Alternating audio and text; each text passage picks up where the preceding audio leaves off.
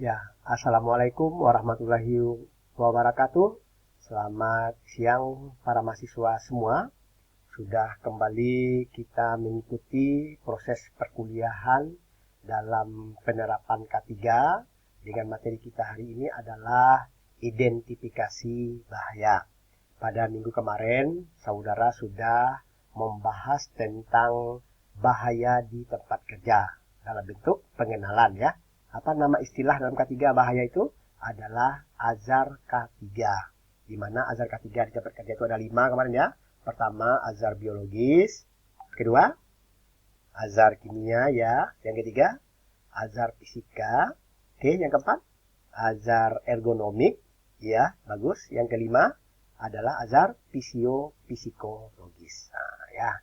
Setelah Anda mengenal 5 jenis azar itu, sekarang akan kita identifikasi atau kita kelompokkan bahaya-bahaya tersebut sesuai dengan lambang-lambangnya atau simbol-simbolnya yang ada di tempat kerja. Namun sebelumnya, Bapak akan lihatkan kepada saudara apa kompetensi yang akan kita peroleh selama kita mengikuti perkuliahan pada hari ini.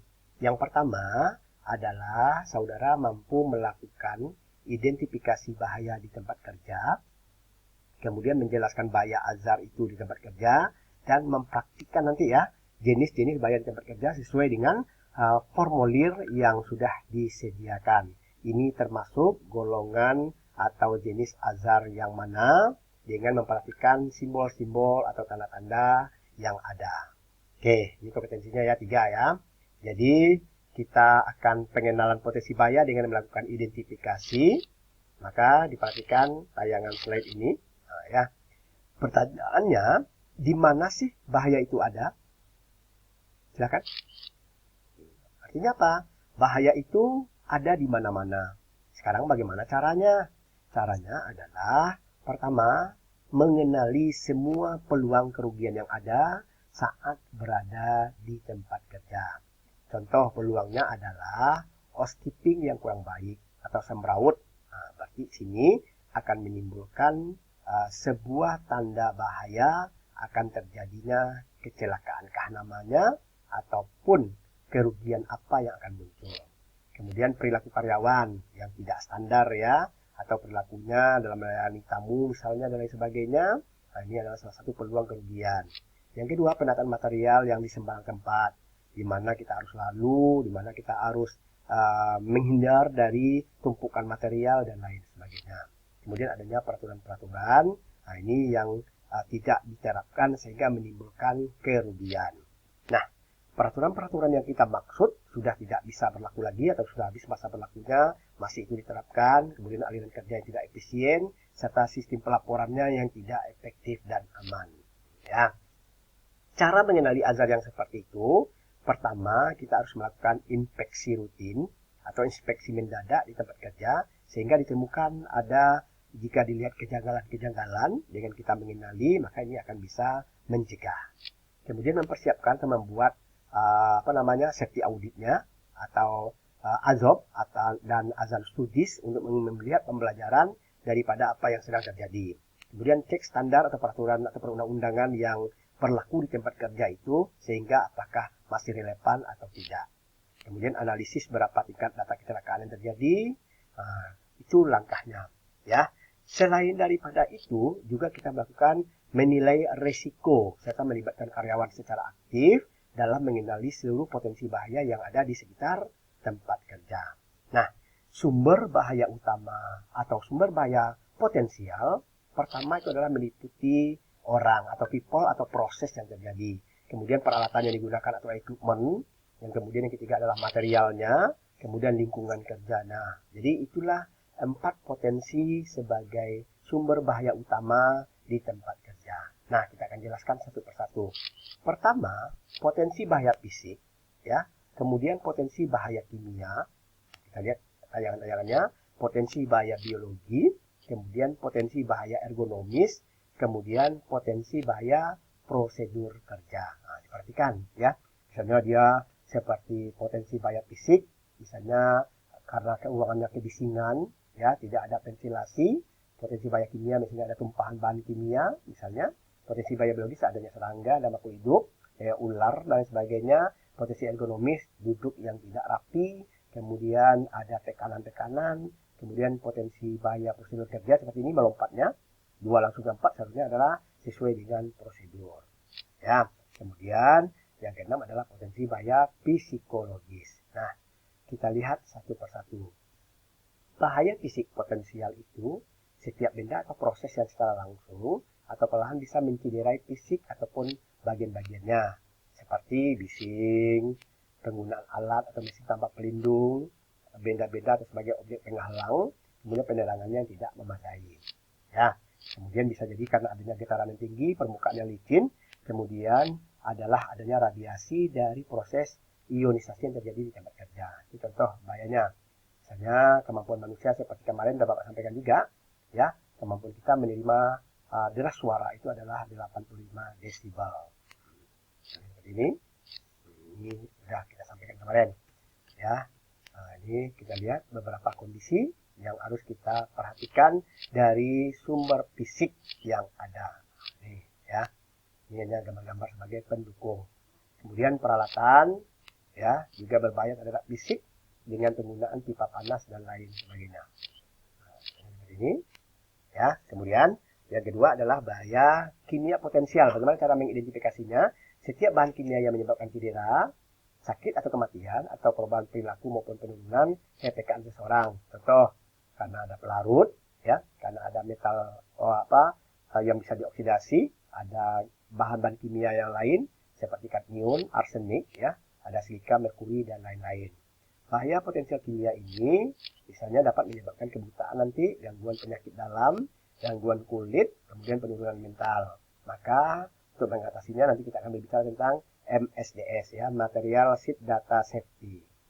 Ini contohnya potensialnya. Berikut identifikasi potensial biologis. Setiap unsur kehidupan itu seperti organik, debu, jamur, serangga, ini kebanyakan berada pada unsur ini. Misalnya melalui bakteri, infeksi virus, kemudian butir-butiran debu, serangga. Nah, ini adalah contoh identifikasi bahaya biologis. Sekarang, identifikasi bahaya ergonomis. Setiap tempat kerja atau kegiatan yang bisa menyebabkan atau menimbulkan tekanan terhadap fisik jiwa seseorang, yang terhadap perlakuan yang tidak pantas terhadap bagian tubuh seseorang. Akibatnya tidak nyaman dalam bekerja. Ya, bahaya ergonomis ini, desain lokasi yang kerja yang buruk bisa menyebabkan terjadinya bahaya. Tata ruang kerja buruk, kemudian penanganan material terlalu berlebihan, desain peralatannya yang tidak bagus. Ya, di samping itu kita lihat ini beban tanggung jawabnya terlalu berlebihan juga merupakan identifikasi bahaya ergonomis. Nanti tinggal saudara memasukkan kepada tabelnya saja. Ya, nah, ini berikut adalah bahaya prosedur kerja secara potensial. Identifikasinya, setiap penerabasaan atau jalan pintas atau penyimpangan terhadap peraturan atau prosedur kerja ini bisa menyebabkan terjadinya kecelakaan. Ya, misalnya selalu melompati langkah-langkah prosedur yang telah ditetapkan. Kemudian menangani peralatan listrik tanpa menyegelnya terlebih dahulu. Kemudian tidak mengenakan PPE atau peralatan pelindungan diri. Ya, kemudian bahaya psikologi potensial itu adalah bila seseorang sedang mempunyai masalah dalam keluarganya, kemudian ketika dia sedang bekerja, dia selalu memikirkan masalah tersebut, maka ada kemungkinan dia akan mendapatkan kecelakaan atau kejadian yang tidak diinginkan. Nah, untuk itu, langkah kedua setelah kita mengenal, kita lakukan evaluasi. Ya, identifikasi keduanya, melakukan evaluasi. Bisakah potensi bahaya itu ditolerir atau tidak, atau mengandung risiko yang sangat berat. Nah, ini perlu kita lakukan. Ada azar analisisnya, ada risk assessment-nya, risiko yang ditimbulkan, kemudian ada hazardous operability studies, bagaimana kita mempelajari lebih lanjut terhadap hasil evaluasi setelah kita melakukan identifikasi azar tadi. Langkah berikutnya adalah apa yang harus Anda perbuat terhadap azar. Ini sebuah pertanyaan yang untuk kita renungkan.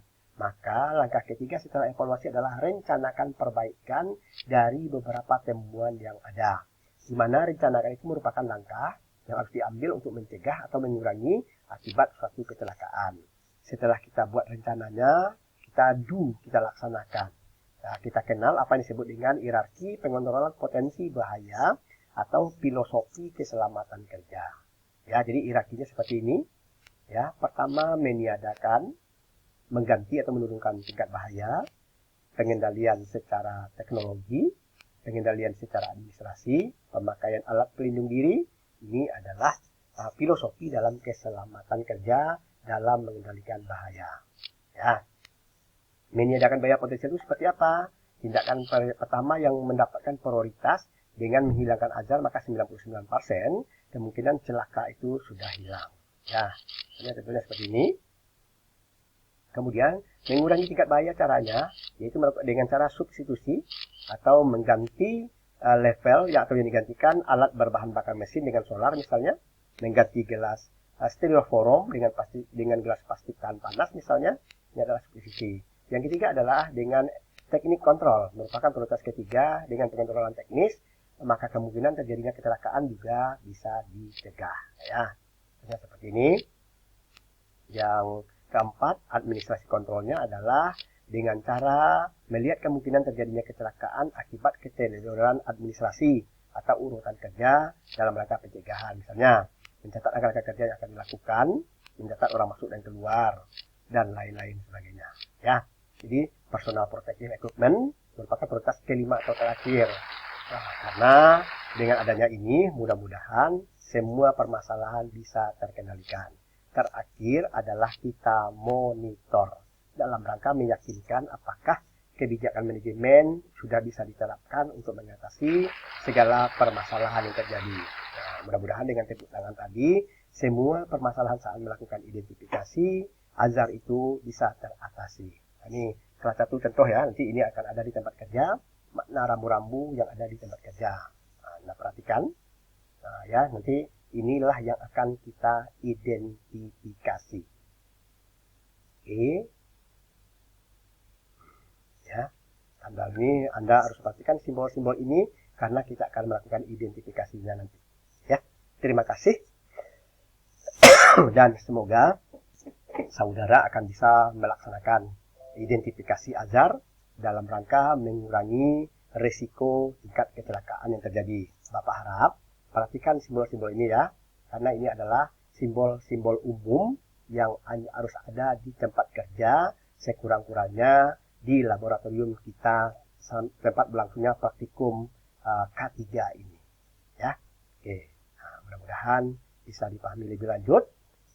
Dan Bapak tutup pertemuan kita kali ini dengan mengucapkan Alhamdulillahirabbil alamin, wabillahi taufik wal hidayah. Wassalamualaikum warahmatullahi wabarakatuh.